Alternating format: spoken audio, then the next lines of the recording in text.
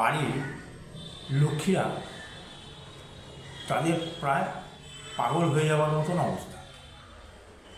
তার কারণ হচ্ছে যে পূর্বতন সরকার বাড়ির মহিলাদের জন্য লক্ষ্মী ভাণ্ডার চালু করেছিল।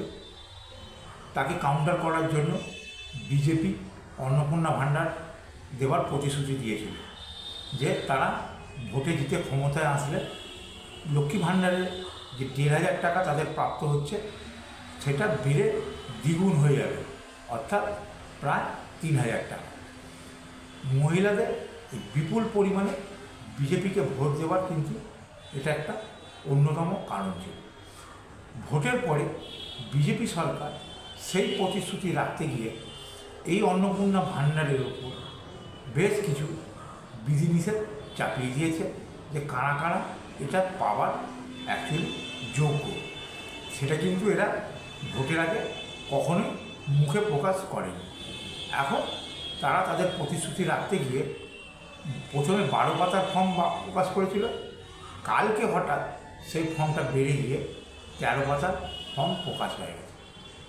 প্রথমে সরকার, নবনির্বাচিত সরকার বলল যে যাদের ব্যাংকের ডিবিটি লিঙ্ক নেই, অর্থাৎ আধারের সাথে ব্যাংকের কোনো লিঙ্ক নেই, সেই ডিবিটি লিঙ্ক করাতে হবে, না করালে কিন্তু এই সরকারের অনুদান পাওয়া যাবে। কাতারে কাতারে মহিলারা ব্যাংক, পোস্ট অফিসে যার যেখানে অ্যাকাউন্ট ছিল তারা সেখানে লাইন দিতে শুরু করে দিল, শুধুমাত্র ওই অন্নপূর্ণা ভাণ্ডারে 3,000 টাকা পাওয়ার জন্য। তারপরে সেই প্রক্রিয়া যখন চলছে, হঠাৎ করে সরকার ফর্ম প্রকাশ করে বলে দিল যে না, এই অন্নপূর্ণা ভাণ্ডার পেতে গেলে যারা আগে লক্ষ্মী ভাণ্ডার পাচ্ছিল তাদের সকলকে কিন্তু সেই ফর্ম ফিল আপ করতে হয়। এখন সরকারি তরফ থেকে সরকারি দলের বিধায়ক এক একজন এক এক রকমভাবে কথা বলছে। মন্ত্রী, দায়িত্বপ্রাপ্ত মন্ত্রী একরকম কথা বলছে, আবার বিধায়ক এক একজন বিধায়ক এক এক রকম কথা বলছে। দেখুন, মেদিনীপুরের বিধায়ক ডাক্তার শঙ্কর গুছাই তিনি ঠিক কী বলেছেন। আমাদের কাছে ফর্ম চলে এসেছে। এই ফর্ম এসছে এবং 25 থেকে 60 বছরের মধ্যে যাদের বয়স তারা আবেদন করতে পারবেন। প্রথমত যাদের লক্ষ্মী ভাণ্ডার ছিল তাদেরকে আর আবেদন করতে হবে না, তারা অন্নপূর্ণা ভাণ্ডার ওই অ্যাকাউন্টের মাধ্যমেই পাবেন এবং ওটাই অন্নপূর্ণা ভাণ্ডার ট্রান্সফার হয়ে যাবে। 3,000 হয়ে যাবে, 1,500টা ডবল ইঞ্জিনের জন্য ডবল হবে। পপুলারিটি পাওয়ার জন্য বলছে ছন্দ মিলিয়ে ডবল ইঞ্জিনের জন্য ডবল হয়ে যাবে, ডবল ইঞ্জিন সরকার মানে ডবল টাকা পাবেন। বিধায়ক বলছেন যারা লক্ষ্মী ভাণ্ডার পেত তাদের অ্যাকাউন্টে টাকা চলে যাবে, তাদেরকে আলাদা করে ফর্ম ফিল আপ করতে হবে। আবার দায়িত্বপ্রাপ্ত মন্ত্রী বা সরকারের আধিকারিকরা বলছেন যে সকলকেই এই অন্নপূর্ণা ভাণ্ডারের ফর্ম ফিল আপ করতে হবে। কে ঠিক কে বেঠিক এটা কিন্তু মানুষের মধ্যে একটা দ্বন্দ্বের সৃষ্টি করেছে, একটা সন্দেহের টানা সৃষ্টি করেছে। সরকার যে 13 পাতার ফর্ম প্রকাশ করেছে সেই ফর্মের মধ্যে প্রচুর জায়গা আছে যেগুলো সরকার না চাইলেও পারত। টাকা নেবে যে মহিলা, সে কেন, তাদের প্রশ্ন হচ্ছে যে আমি টাকা নেব, আমার পরিবারের গোষ্ঠীর হিসেব কেন আমি সরকারকে দিতে যাব। দেখুন, এটা ঠিক কথা যে এই 13 পাতার ফর্ম ফিল আপ করা কিন্তু চারটেখানি কথা না। ওই 1 পাতার এসআইআর ফর্ম ফিল আপ করতেই গুচ্ছের ভুল ধরা পড়েছে। এটা তো 13 পাতার ফর্ম। ওই 1 পাতার এসআইআর ফর্ম ফিল আপ করতে গিয়ে মহিলাদের নাভিশ্বাস উঠে যাওয়া যায়। এই ফর্ম বেশ যথেষ্ট তাদের কাছে ক্রিটিক্যাল, বিশেষ করে গ্রামে গঞ্জে গরিব গুরব মানুষদের কাছে তো বটেই। এই ফর্ম ফিল আপ তাদেরকে অন্য লোকেদের মাধ্যম দিয়ে করাতেই হবে, সেখানে কিন্তু বেশ কিছু টাকা তাদের গচ্চায় যাবেই যাবে। যারা অনলাইনে করতে যাবেন সাইবার ক্যাফেতে তাদের তো একদম 100% খরচা হবে। এখন আমি আপনাদেরকে এই ফর্মে কি কি জায়গা আছে যেগুলো সরকার না চাইলেও পারত, না চেয়ে সরকার ফর্মটাকে আরও ইজিলি করে দিতে পারত, বা সরকার এগুলো চাইলেও কেন, তার যৌক্তিকতা কিসের বা কোথায়, সেটা আমি আপনাদেরকে বলব। 13 পাতার ফর্ম আমি ফিল আপ করবো না, শুধু আমি বলবো যে সরকার পয়েন্ট ধরে ধরে যে সরকার কোন কোন জায়গায় গাফিলতিগুলো করেছে বা মানুষ কেন এই তথ্যগুলো দেবে। যেমন প্রথমে যে ফর্মটা ফিল আপ মানে বেরিয়েছে, সেই ফর্মটা কিন্তু ওই গতবারের লক্ষ্মী ভাণ্ডারের মতন আবেদনকারী যে মহিলা নেবেন তার নাম নয়। এখানে কিন্তু প্রথমে দিয়েছে পরিবারের প্রধানের নাম, হেড অফ দ্য ফ্যামিলি। তার মানে হচ্ছে আপনি যদি লক্ষ্মী ভাণ্ডার নেন তাহলে আপনার স্বামীর নাম ওখানে লিখতে হবে, অথবা আপনার বাবা মা বা গুরুজন যে থাকবে তার নামে লিখতে হবে। যদি আপনি সিঙ্গেল ব্যক্তি হন, যে আপনার কেউ নেই, আপনি একা, সেক্ষেত্রে আপনি আপনার নামটা ওখানে লিখে দিতে পারেন। তারপরে হেড অফ দ্য ফ্যামিলির জন্ম তারিখ, পরিবারের প্রধানের লিঙ্গ, তারপরে ডিজিটাল রেশন কার্ড আছে কি না, তারপরে পরিবারের টোটাল সদস্য সংখ্যা কত। এখন পরিবারের টোটাল সদস্য সংখ্যা বলতে অনেক রকমভাবে বোঝায়। যে ধরুন বাবা মা আছে, তার দুটো সন্তান ছেলে, সেই দুটো ছেলে বিয়ে করেছে, তাদের বউ মেয়ে সব আছে, কিন্তু তারা আলাদা আলাদা আলাদাভাবে থাকে। যখন তারা ছোটো ছিল, তাদের স্বামীরা যখন ছোটো ছিল, তখন হয়তো বাবা পরিবারের গার্জিয়ান হিসেবে রেশন কার্ডে হেড অফ দ্য ফ্যামিলির নামটা নথিভুক্ত করে রেখেছে, কিন্তু বর্তমানে তারা আলাদা থাকে। এখন এখানে কিন্তু আপনাকে টোটাল পরিবারের সংখ্যাটা হয়তো লিখতে হবে, পরিবারের সংখ্যাটাই আপনাকে লিখতে হবে, যদিও আপনি একই বাড়ির তলায় থাকছেন কিন্তু আলাদা করে খাচ্ছেন বা আলাদা রান্না করে খাচ্ছেন, ঠিক আছে। সুতরাং এখানে আপনাকে পরিবারের সংখ্যাটা পুরোটাই লিখতে হবে, শ্বশুর শাশুড়ি অথবা বাবা মাকে নিয়ে। ঠিকানা দিতে হবে, আপনাকে পার্মানেন্ট ঠিকানা দিতে হবে। যোগাযোগের নাম্বার, যেটা আপনার রেশন কার্ডের হেড অফ দ্য ফ্যামিলির যে ফোন নাম্বার লিঙ্ক করা আছে, সেই ফোন নাম্বারটা কিন্তু দিতে হবে। এছাড়া দিতে হবে পরিবারের যে 3 জন 4 জন 5 জন যে সদস্য সংখ্যা আছে, তাদের নাম, জন্ম তারিখ, লিঙ্গ এবং পরিবারের প্রধানের সাথে কী সম্পর্ক, এইসবগুলো কিন্তু টোটাল দিতে হবে। 2 নম্বর পেজে চলে আসুন। 2 নম্বর পেজে কিছু নেই, ওই পরপর যে 4-5 জনের আপনার ইয়েগুলো ছিল পরিবারের সদস্যদের, সেগুলো দিতে হবে। সুতরাং 2 নম্বর পেজটা নিয়ে বলবার কিছু নেই। 3 নম্বর পেজে রয়েছে যে head of the family. Head of the family epic number, voter কার্ডের নাম্বার দিতে হবে। যে 3 জন 4 জন ফ্যামিলির নাম আপনি প্রথমে বলেছেন, তাদের এপিক নাম্বার, ভোটার নাম্বার দিতে হবে। এগুলো খুব একটা আপনাদের কাছে শক্ত ব্যাপার নয়।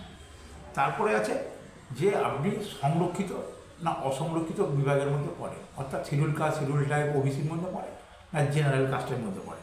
এটাও আপনাদের কাছে খুব একটা শক্ত বলে মনে হয় না ফিল আপ করার ক্ষেত্রে। রেশন কার্ড, রেশন কার্ডে আপনাদের কী ধরনের রেশন কার্ড, যে AY PHH RKSY2 ভর্তুকিহীন, ভর্তুকিযুক্ত, সেই রেশন কার্ডে আপনাকে টিক মারতে হবে। পরিবার রেশন কার্ড থেকে রেশন নেয় কিনা সেটা আপনাদেরকে লিখতে হবে, ঠিক আছে। এরপরে যেটা রয়েছে সেটা হচ্ছে যে বাড়ির ধরন। এখন বাড়িটা হচ্ছে, যদি আপনার শ্বশুরের নামে হয় বা শাশুড়ির নামে হয় আর অন্নপূর্ণা ভাণ্ডারের যদি আপনি আবেদন করেন, তাহলে কিন্তু আপনাকে মুশকিলে পড়লেও পড়তে হতে পারে। এটা সরকার কী জন্য নিচ্ছে ঠিক বোধগম্য হচ্ছে না, যে পরিবারের সম্পত্তির হিসেবে সরকার চাইছে কেন। বাড়ির ধরনে দিয়েছে যে আপনার পাকা বাড়ি কিনা, ঠিক আছে, হয়তো আপনার পাকা বাড়ি আছে, পারিবারিক সম্পত্তি, দীর্ঘদিন জরাজীর্ণ, আপনার কাছে পয়সা নেই মেনটেনেন্স করার, ভেঙে চুরে পড়ে যাচ্ছে, কিন্তু বাড়িটা আপনার পাকা বাড়ি, সেটা কিন্তু আপনাকে ওখানে মেনটেন করতে হবে পাকা বাড়ি। কটা ঘর, 3টে না 4টে, 3 না তার অধিক, সেটাও আপনাকে মেনটেন করতে হবে। যদি দেখা যায় যে আপনি এবং আপনার ভাসুর দুজনের ওয়াইফই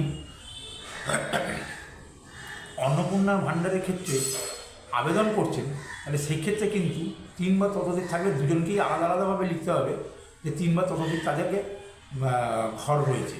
এখন বাড়িটা শ্বশুরের হলেও দায়ভারটা কিন্তু আপনার ঘাড়ে চাপবে। কেন এটা সরকার চাইছে, এটা কিন্তু বোধগম্য হচ্ছে না। এর ফলে মানে সমস্যা বাড়ছে, মহিলাদের মধ্যে কোয়ারিজও তৈরি হচ্ছে। তারা অলরেডি বলতে শুরু করেছে, যে সম্পত্তির মালিক আমি নয়, যে সম্পত্তির মালিক আমার শ্বশুর, আমি প্রাপ্তবয়স্ক, তাহলে অন্যের সম্পত্তির দাখিলদার আমি হব কেন? অন্যের সম্পত্তির উল্লেখ আমি করবো কেন? সরকার আমাকে অন্নপূর্ণা ভাণ্ডার দেবে, সরকার আমার ডিটেলসটা নেই, বা আমার স্বামী সন্তানের ডিটেলসটা নেই, সরকার আমার শ্বশুর শাশুড়ি বাবা মা খানদানের ডিটেলসটা নিচ্ছে কেন? এটা কিন্তু একটা মহিলাদের মধ্যে একটা সমস্যার সৃষ্টি করছে, প্রশ্নের যোগান প্রশ্ন তৈরি করছে। তারপরে রয়েছে যে পরিবার ভিত্তিক সদস্যদের স্বাস্থ্য বীমা আছে কি না, মানে আপনি হেলথ স্কিমের আন্ডারে পড়ছেন কি না। এটা সরকারি ক্ষেত্রে হতে পারে, বেসরকারি ক্ষেত্রে হতে পারে।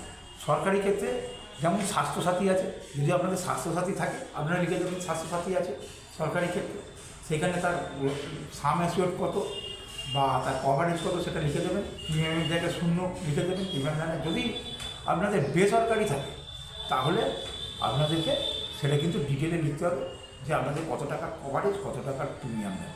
সরকার এটাই বা চাইছে কেন, এটাও আমার কাছে কিন্তু বোধগম্য নয়। কারণ এর সঙ্গে অন্নপূর্ণা ভাণ্ডারের কোনো সম্পর্ক নেই। এই বাড়ির জমি তথ্য নেওয়া, কটা ঘর, পাকা বাড়ি কিনা, এর সঙ্গে কিন্তু অন্নপূর্ণা ভাণ্ডারের কোনো সম্পর্কই নেই। তারপরে দেখুন কি দিয়েছে, যে হেড অফ দ্য ফ্যামিলি কী আয় করে, মানে কীভাবে আয় করে তার পেশাগত তথ্য চেয়েছে। অন্নপূর্ণা ভাণ্ডারের সঙ্গে পেশাগত তথ্যের কিন্তু একটা লিঙ্ক থাকলেও থাকতে পারে, কিন্তু হেড অফ দ্য ফ্যামিলির থাকবে কেন? হেড অফ দ্য ফ্যামিলির যদি আমার স্বামী হয় সেক্ষেত্রে ঠিক আছে, হেড অফ দ্য ফ্যামিলি যদি আমার শ্বশুর হয় বা অন্য কেউ হয় তাহলে সেক্ষেত্রে তার দায়ভার আমি কেন বহন করতে যাব? এখানে চেয়েছে যে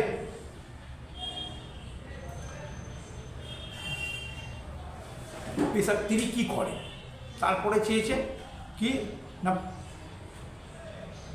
মোট জমির পরিমাণ কত, আপনি যে বাড়িতে থাকছেন সেই বাড়ির মোট জমির পরিমাণ কত। জমিটা যদি শ্বশুরের হয় এবং সেটা যদি আনডিভাইডেড প্রপার্টি হয়, মানে ধরুন শ্বশুর তার 2 ছেলের মধ্যে যদি ভাগাভাগি না করে দেয়, তাহলে কিন্তু ওই জমির টোটাল যদি 2 কাঠা থাকে 2 কাঠাটাই আপনাকে লিখতে হবে, 5 কাঠা থাকলে 5 কাঠাটাই আপনাকে লিখতে হবে। যদি ভাগাভাগি হয়ে যেত তাহলে কিন্তু জমির পরিমাণটা কমে যেত, সেক্ষেত্রে কিন্তু আপনার দায়ভারটা কমে যেত। এখন শ্বশুরের নামে জমি, তার দায়ভারটাও কিন্তু আপনাদেরকে নিতে হবে। সরকার কেন চাইছে সেটা কিন্তু বোধগম্য নয়। এবারে রয়েছে যানবাহন, যে পরিবারে কোনো মোটর চালিত অবাণিজ্যিক যানবাহন আছে কি না। অবাণিজ্যিক যানবাহন বলতে বোঝাচ্ছে যে প্রাইভেট গাড়ি, 4 চাকা গাড়ি আছে কি না। এরকম হতে পারে যে 2 ভাই, এক ভাই মানে সচ্ছলভাবে রয়েছে, আর এক ভাই গরিব। যে সচ্ছল তার গাড়ি আছে, কিন্তু যে গরিব তার কোনো গাড়ি নেই। যেহেতু একই বাড়িতে থাকছেন, একই ছাদের তলায় থাকছেন, সেহেতু কিন্তু সে গাড়ির উল্লেখটাও আপনাকে করতে হবে। অন্যের গাড়ির দায়ভারও কিন্তু আপনাকে নিতে হচ্ছে। সরকার কিন্তু এর ক্লারিফিকেশানটা দিলেও দিতে পারত, সরকারের দেওয়াই উচিত ছিল যে নিজের নামে যদি থাকে তাহলেই আপনি উল্লেখ করবেন, মানে যিনি অন্নপূর্ণা ভাণ্ডারের জন্য আবেদন করছেন তার বা তার স্বামী বা তার সন্তানের নামে যদি থাকে তাহলেই উল্লেখ করবেন, নচেত কোনো দরকার ছিল না। এখানে কিন্তু পরিবারকে বারবার করে জড়িয়ে দেওয়া হচ্ছে। কেন জড়িয়ে দেওয়া হচ্ছে সেটা কিন্তু বোঝা যাচ্ছে না। এবারে বলছে যে কোনো সদস্য কি আয়কর বা পেশাগত কর প্রদান করেন, মানে ইনকাম ট্যাক্স বা পি ট্যাক্স দেয়। এখানেও সেক্ষেত্রে একই জিনিস হতে পারে যে আপনার স্বামী হয়তো বেসরকারি কোনো দোকানে কাজ করে এবং আপনার যে অন্য শরিক আছে বা ভাসুর আছে বা দেওর আছে, তারা হয়তো সরকারি চাকরি করে বা কেউ ব্যবসা করে, তাদের কিন্তু সেই ইনকাম ট্যাক্স ফাইল থাকবে এবং পি ট্যাক্সও থাকবে। এই দায়ভারটা কিন্তু আপনাকে নিতে হবে। সরকার কেন এভাবে জনগণকে ঝরিয়ে দিচ্ছে, এটা কিন্তু মানুষের মনে, বিশেষ করে মহিলাদের মনে বিভিন্ন রকম প্রশ্নের সঞ্চার করছে, মানুষের মনে উদ্বেগের সঞ্চার করছে যে সরকার অ্যাকচুয়ালি করতে চাইছে কি। ঠিক আছে, কর্মসংস্থানের ধরন, মানে যে আপনার স্বামী কোন জায়গায় চাকরি করে, আপনার দেওর কোন জায়গায় চাকরি করে, আপনার ভাসুর কোন জায়গায় চাকরি করে, ওই প্রথমে যে 3-4টে নাম দিয়েছিলেন ওই 3-4টে নাম আপনাকে বলতে হবে যে তারা কোথায় কীভাবে কাজ করে। সুতরাং আপনি সেই আওতার মধ্যে না করলেও তারা যদি উচ্চপদস্থ কর্মচারী হয় তার তথ্যও কিন্তু আপনাকে দিতে হবে, ঠিক আছে। তারপরে রয়েছে পরিবারের শিক্ষিত প্রাপ্তবয়স্ক সদস্যের সংখ্যা। এই প্রাপ্তবয়স্ক সদস্যের সংখ্যা সরকার যদি জানতে চায় তাহলে সরকার এটা অন্নপূর্ণা ভাণ্ডারের কথা বলছে কেন? সরকার এটা বলে দিলেই পারে যে এটার সাথে যুবশক্তি ফর্মও জড়িত আছে। স্বাস্থ্য বিমার কথা যখন জিজ্ঞাসা করছে সরকার বলে দিতে পারে যে আমি যখন এই তথ্য নিচ্ছি, যারা এই তথ্য দেবেন বেসরকারি সংস্থায় যাদের স্বাস্থ্য বিমা রয়েছে তাদেরকে আমরা ওই কী বলে আয়ুষ্মান যোজনার আন্ডারে নিয়ে আসবো। শিক্ষিত যদি কোনো সন্তান থাকে তাহলে তাদের যদি ওই 21 বছর বয়স হয়ে যায় তাহলে এই একটাই ফর্মের মাধ্যমে যে এখনই আপনারা ফিল আপ করছেন তখন আর আপনাদেরকে দ্বিতীয়বার ফিল আপ করতে হবে না। তারা অটোমেটিক্যালি 21 বছর বয়স হয়ে গেলে যুবশক্তির ভাতা পেতে শুরু করে দেবে। সরকার কিন্তু অন্নপূর্ণা ভাণ্ডারের ফর্মের কথা বলছে, এখানে কিন্তু ওই আয়ুষ্মান ভারত বা যুবশক্তি কোনো কথা কিন্তু বলছে না। সরকার কিন্তু ওপরে লিখেই দিতে পারত যে এই একটাই ফর্ম, এই ফর্মের মাধ্যম দিয়ে আমরা যে তথ্য নিচ্ছি সরকারের যা যা প্রকল্প আছে আপনারা যথাযথভাবে ফিল আপ করুন, আপনারা পুরো তার বেনিফিট অটোমেটিক্যালি পেতে থাকবেন। সরকার আপনাদেরকে নক করবে, আপনারা সেই সময় এসে হাজিরা দেবেন, দিয়ে আপনারা আপনাদের বেনিফিট নিয়ে যাবেন। সরকার কিন্তু সে পথে একবারও মারায়। এরপরে দিয়েছে যে আপনারা কোনো সাংবিধানিক পদে আছেন কিনা, মানে মেয়র, কাউন্সিলর, পঞ্চায়েত মেম্বার, এটা যথাযথ, এটা থাকা উচিত বলে আমি মনে করি। এটা দিয়েছে, ঠিকই করেছে। কোনো সদস্য জিএসটি অধীনে আছে কিনা, অর্থাৎ জিএসটি মানে হচ্ছে ব্যবসা, যদি থাকে সেটাকে আপনি নিতে পারেন, ঠিক আছে। সেক্ষেত্রেও কিন্তু আপনার না থাকলেও আপনাকে কিন্তু দায়ভার নিতে হচ্ছে। এরপরে যে সিএ এর আবেদন করেছেন কিনা, করেননি কিনা, যদি না করে থাকেন, আপনারা যদি মানে ভারতের অলরেডি নাগরিক হয়ে থাকেন, ভোটার লিস্টের নাম লিখে হয়ে থাকে, তাহলে আপনারা প্রথমে টিক মেরে দেবেন যে প্রযোজ্য নয়, ঠিক আছে। তারপরে যে অন্যান্য আরও যে সমস্ত সরকারি প্রকল্পের সুবিধা আছে, কিষাণ ক্রেডিট কার্ড, তারপরে হচ্ছে আপনার শিল্পী ক্রেডিট কার্ড, মৎস্যজীবী ক্রেডিট কার্ড, শিক্ষার্থী ক্রেডিট কার্ড ইত্যাদি, এগুলো নেন কিনা। যদি নিয়ে থাকে আপনার সন্তান বা আপনার স্বামী বা অন্য কেউ, সেগুলো কিন্তু যথাযথভাবে পূরণ করতে হবে। এরপরে দিয়েছে এসআইআরের 2026-এ নাম বাদ পড়ে থাকলে ট্রাইব্যুনালের নাম আছে কি, সেগুলোর তথ্যগুলো দিতে হবে। তারপরে আছে যে আপনার পরিবারের শিশু সদস্য সংখ্যা কত। আপনার ছেলে যদি অ্যাডাল্ট হয়ে থাকে এবং আপনার অন্য আত্মীয় যদি শিশু সন্তান থাকে, সেটাও কিন্তু আপনাকে লিখতে হবে যে শিশু সংখ্যা কত, সরকারি স্কুলে পড়ে না বেসরকারি স্কুলে পড়ে, তার ডিটেলটা কিন্তু দিতে হবে। এরপরে রয়েছে যে শিশুদের টিকাকরণ হয়েছে কিনা, এটা নিতেই পারে সরকার, জানতে পারে যে অনেক সময় পোলিও ভ্যাকসিন দেওয়ার ব্যাপার থাকে, হামের টিকা দেওয়ার থাকে, সরকার বিনামূল্যে এগুলো দেয়। এগুলো সরকার জেনে নিলে কোন বাড়িতে আছে কোন বাড়িতে নেই, এই ফর্ম ফিল আপ করার মাধ্যমে জেনে নিলে গিয়ে টিকাকরণগুলো করতে পারে, ঠিক আছে। এরপরে আপনাদের চেয়েছে যে সদস্যদের নামগুলো দিয়েছে সেই সদস্যদের নামেদের ব্যাংক ডিটেলস চেয়েছে। আপনাকে আপনার শ্বশুরের দিতে হবে, শ্বশুর থাকলে শ্বশুরের দিতে হবে, বাবা মা থাকলে বাবা মায়ের দিতে হবে, আপনার দিতে হবে, স্বামীর দিতে হবে, সন্তান থাকলে সন্তানদের দিতে হবে। মানে আপনাকে প্রত্যেকটা, আপনার থাকুক আর না থাকুক, প্রত্যেকটা পয়েন্ট কিন্তু আপনাকে ফিল আপ করতে হবে। থাকলে হ্যাঁ বলে ফিল আপ করতে হবে, আর থাকলে না থাকলে না বলে আপনাকে বেরিয়ে যেতে হবে, অথবা নন অ্যাপ্লিকেবল বলে লিখে দিতে হবে। এরপরে সরকার যেটা করেছে, যে বা যারা এই ফর্মটা নেবে তাদেরকে কিন্তু সম্পূর্ণরূপে দায়বদ্ধ করে দিয়েছে যে তারা সব যাচাই করে দেখে বুঝে শুনে এই ফর্মটা নিয়েছে। ফর্মটা অ্যালাউ করবার সময় তারা লিখে দেবে কী কারণে অ্যালাউ করলো, যদি বাতিল হয় তাহলেও কিন্তু লিখে দেবে কী কারণে বাতিল হলো। সুতরাং জট মিশিয়ে চাকরি কেউ খোয়াতে এখানে চাইবে না, কারণ এই সরকার কিন্তু খুব স্ট্রিক্ট সরকার। এখন এই সমস্ত সরকারি প্যাঁয় পদরা কিন্তু সরকার ভোটের আগে একবারও বলেনি যে 12 পাতার ফর্ম বার করবো, আমরা ছানবিন করবো। সরকারে আসার আগে তৎকালীন বিরোধী দল তো ছিল, তখন তারা বলেছিল যে যারা লক্ষ্মী ভাণ্ডার পাচ্ছেন বর্তমানে তাদের অ্যাকাউন্টে সরাসরি 3,000 টাকা 1 জুন থেকে কনভার্ট হয়ে যাবে। মে মাসের প্রাপ্য টাকা কিন্তু এখনও পায়নি। 1,500 টাকা করে যদি হয় তাহলে 2 কোটি লোকের যদি মহিলা এই টাকা পেয়ে থাকেন, সরকার কিন্তু অলরেডি 15 দুগুণ 300 কোটি টাকার মতন, 3,000 কোটি টাকার মতন কিন্তু 3,500 কোটি টাকার মতন কিন্তু তারা সাশ্রয় করেই নিয়েছে। হ্যাঁ, তারা সাশ্রয় অলরেডি করে নিয়েছে। এখন মহিলাদের প্রাণ হয়ে গেছে গোষ্ঠাপদ। তারা এই ফর্ম পেয়ে ভাবছে সরকার কি আদৌ আমাদের টাকা দেবে না ছেটে বাদ দিয়ে দেবে। সরকারকে কিন্তু ক্লারিফিকেশান দিতে হবে। দেখুন, সংশ্লিষ্ট মাননীয় মন্ত্রী অগ্নিমিত্রা পাল মহাশয় ঠিক এই ব্যাপারে কি বলছে। যেটা বলা হচ্ছে ইনকাম ট্যাক্সের বিষয়টা দেখা, আর বাকি যে ডেটাগুলো হচ্ছে সেগুলো আমাদের ভবিষ্যতের জন্য কাজে লাগবে। এই ডেটা সেই জন্য একবারেই কাজটা করে নেওয়া হচ্ছে। আমরা কোনো দায় সারাভাবে কোনো কিছু করি না। যা ডেটা নিচ্ছে একেবারে ডেটা পোর্টালে উঠে যাবে। আপনি যদি মনে করেন যে আপনি অসত্য কথা বলবেন, আপনার 4 চাকা গাড়ি আছে কিন্তু আপনি বললেন আপনার গাড়ি নেই, এটা কিন্তু ভেরিফিকেশন হবে। সুতরাং আমি সবাইকে বলবো আমার মা বোনেদের অসত্য কথা লিখবেন না।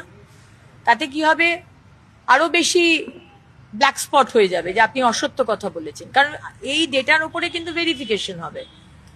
সুতরাং আমি চাইবো সবাই, এটা আমাদেরই টাকা এবং যে টাকাগুলো আমাদের আরো গরিব মা বোনেরা রয়েছে তারা পাক, আমাদের যাদের সামর্থ্য রয়েছে তারা আমরা নয় না নিলাম।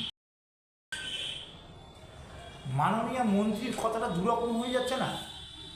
বলছেন যে আপনার যদি 4 চাকার গাড়ি থাকে আর আপনি যদি না বলেন, আপনি কিন্তু ভেরিফিকেশন হবে, ধরা পড়ে যাবেন। আরে আপনি যিনি প্রাপক তার তথ্য আপনি চাইছেন না, আপনি চাইছেন পরিবারের তথ্য। যে ভদ্রমহিলা আবেদন করবে অন্নপূর্ণা ভাণ্ডারের জন্য, তার গাড়ি নাও থাকতে পারে, তার পরিবারের অন্য কোনো সদস্যের গাড়ি থাকতে পারে, আপনি তার তথ্য চেয়ে বসছেন। আপনার কথাটা কীরকম দুরকম হয়ে যাচ্ছে না? আপনি বলছেন যে এতগুলো তথ্য চাওয়া হচ্ছে, সরকারের কাছে ডেটা থাকবে ভবিষ্যতের সুবিধার জন্য। তাহলে আপনি বলে দিন না বাবা, এই ফর্মটার মাধ্যমে আপনি বা আপনারা যাদের থেকে আবেদনপত্র নেবেন তাদেরকে কী কী সুবিধা দেবেন, সেটা পরিষ্কার করে বললেই তো হয়। আপনারা দুরকমভাবে কথা বলছেনই বা কেন? এটাতে তো মানুষের মনে সন্দেহ বাড়ছে, যা দানা বাড়ছে। এরপরে মাননীয় মুখ্যমন্ত্রী অলরেডি বলেই দিয়েছেন, প্রায় 25 লক্ষ থেকে 30 লক্ষ লোকের সন্দেহ করা হচ্ছে যে জল মেশানোর নাম আছে। তাহলে এতগুলো লোকের নাম কিন্তু বাদ যাবে। যে মানুষেরা পাবা বলে আশা করে আছে, তারা যদি না পায়, তারা যে ভালোবেসে ভোটটা আপনাদেরকে দিয়েছিল, সেই ভোটটা কিন্তু 29-এ পাবেন কি না সেটা কিন্তু সন্দেহের বিষয়। আচ্ছা, আপনারা বলুন তো, মাননীয় মন্ত্রীর কাছে আমার একটা জিজ্ঞাসা আছে যে আপনারা যে কথাগুলো বলছেন সেগুলো সব ঠিক আছে, শহরাঞ্চলে পৈতৃক সম্পত্তি বিল্ডিং করে প্রমোটিং করে বহুতল হয়ে গেছে। এখন সেখানে এক একজনে তখন ছিল ভাঙা বাড়ি, এখন হয়ে গেছে পাকা বাড়ি। এখন যারা ওনারশিপে সেই ফ্ল্যাট কিনেছে, আইনের পরিভাষায় আইন যদি দেখতে চান যে সেই জমি, যে যদি 5 কাঠা জমির উপর ফ্ল্যাট হয়ে থাকে, যতগুলো ফ্ল্যাট ওনার আছে ল্যান্ডলর্ডকে বাদ দিয়ে, যে যারা ফ্ল্যাট কিনেছে তারা কিন্তু আইনত ওই 5 কাঠা জমির অর্ধেক মানে 2.5 কাঠা জমির মালিক হয়ে যায় অটোমেটিক্যালি। কারণ যদি ধরুন ভূমিকম্পে যদি বাড়িটা ভেঙে পড়ে যায় বা কোনো প্রাকৃতিক দুর্যোগে বাড়িটা পড়ে যায়, তাহলে তারা যাবে কোথায়? তাদের দাবিটা কোথায় থাকবে? গাড়ির ওপর ফ্ল্যাটটাই তো নেই, সে তো ফ্ল্যাট কিনেছে, তাদের দাবিটা থাকবে ল্যান্ডলর্ডের সাথে ওই অর্ধেক জমির ওপর। অর্ধেক জমির মালিক ল্যান্ডলর্ড আর অর্ধেক জমির মালিক যারা ফ্ল্যাট কিনেছে, ফ্ল্যাট ওনারা। তার ড্রাইভার যিনি অন্নপূর্ণা ভাণ্ডার আবেদন করছেন তিনি নেবেন কেন? এটা আমার কিন্তু বোধগম্য হচ্ছে। সরকারকে হয় ক্লারিফিকেশান দিয়ে জানাতে হবে, আর না হলে এই অপশানগুলোকে বন্ধ করে দিয়ে ফর্মগুলোটাকে আরও সোজা করে দিতে হবে। কারণ অনেক প্রান্তিক মহিলা আছেন, খেটে খাওয়া মানুষ আছেন, গরিব মানুষ আছে, আপনাদের এত প্যাঁচ পয়দারা তারা বুঝবে না, তারা সোজা ভাষায় জানতে চাইবে যে আমি টাকাটা পাবো কি পাবো না। আপনাদেরকে সেই সোজা ভাষাতেই উত্তর দিতে হবে যে হ্যাঁ আপনি পাবেন কি পাবেন। বন্ধুরা, আপনার যদি আমাদের এই প্রতিবেদনটি ভালো লেগে থাকে তাহলে অবশ্যই সাবস্ক্রাইব করুন, শেয়ার করুন, লাইক করুন, কমেন্ট বক্সে লিখুন যে সরকারের কি করা উচিত, সরকারের ফর্মটাকে আরও সোজা সরল করে মানুষের কাছে উপস্থাপন করা উচিত কি উচিত নয়। জয় হিন্দ, বন্দে মাতরম, ভারত মাতা কি জয়।